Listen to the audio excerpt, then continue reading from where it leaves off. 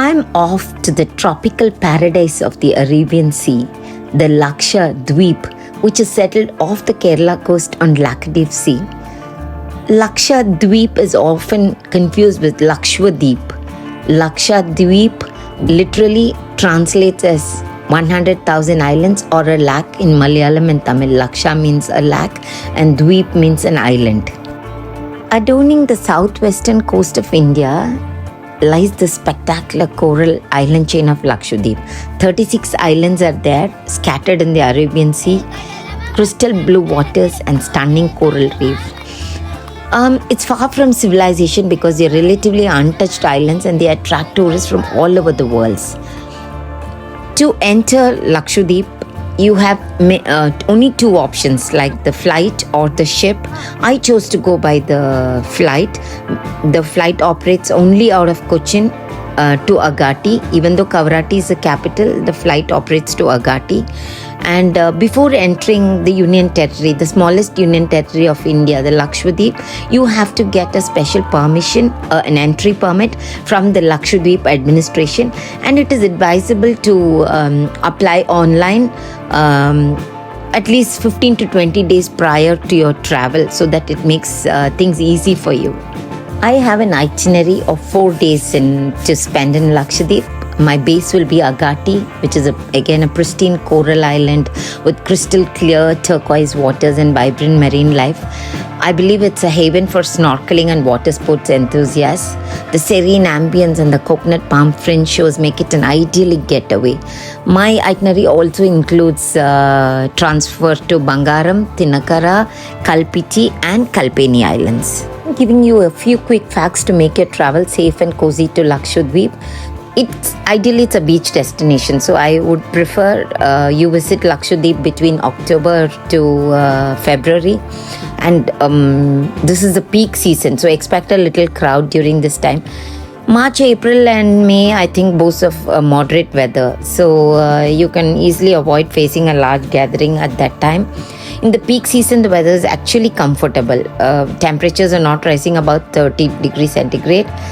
And if you're fond of the bustling streets and localities, choose this time of the year to travel.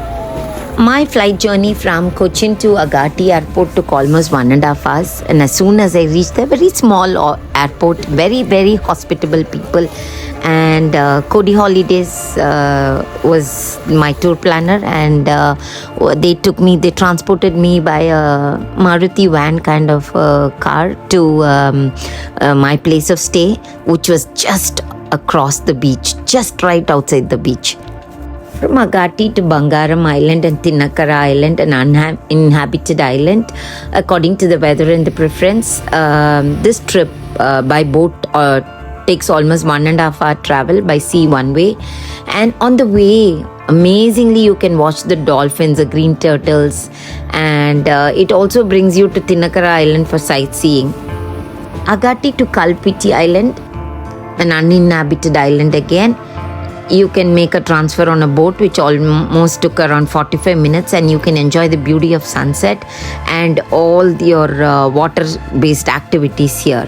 Full beaches and spectacular underwater flora and fauna of Lakshadweep brings forth a host of exciting activities for you to do as a traveler, and it's perfect for snorkeling, scuba diving, undersea walking, and you can also, if you're really an adventure lover, you can indulge in kayaking, canoeing, jet skiing, kite surfing, parasailing, and the list goes on and on. You can go island hopping by these boats and enjoy the natural beauty of all the islands if you have the time with you. Especially Agatti and Bangaram Islands are ranking high among the places to visit in Lakshadweep, as there, I told you, the most important and amazing thing is that dolphin watching. The people of Lakshadweep are really warm and hospitable and clearly innocent.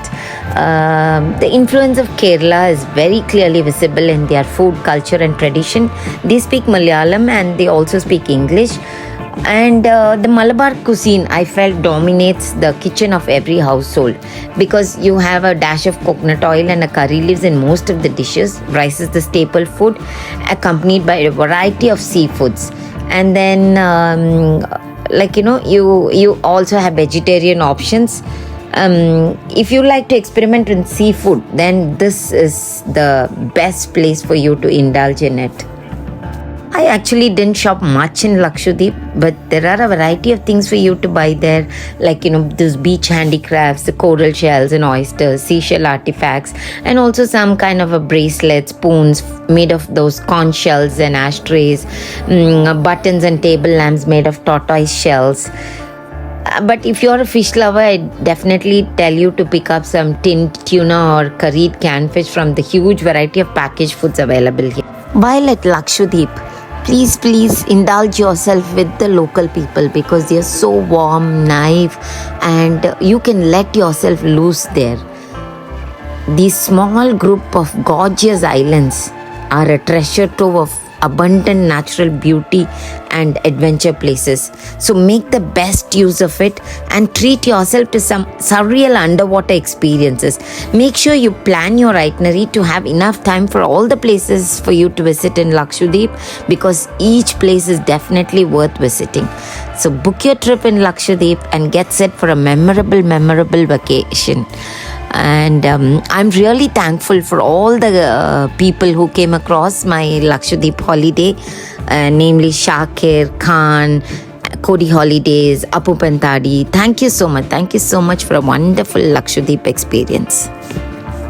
When I embarked on this Lakshadweep trip, I was totally with strangers, and I soon understood the fastest way to make a friend for life is to travel with a stranger. This friendship is one which I am going to treasure forever. So thank you, Meera and Rashmi, for making my Lakshadweep trip so memorable. And while at Lakshadweep, I made friends with so many locals. Thank you so much for all the memorable feeling.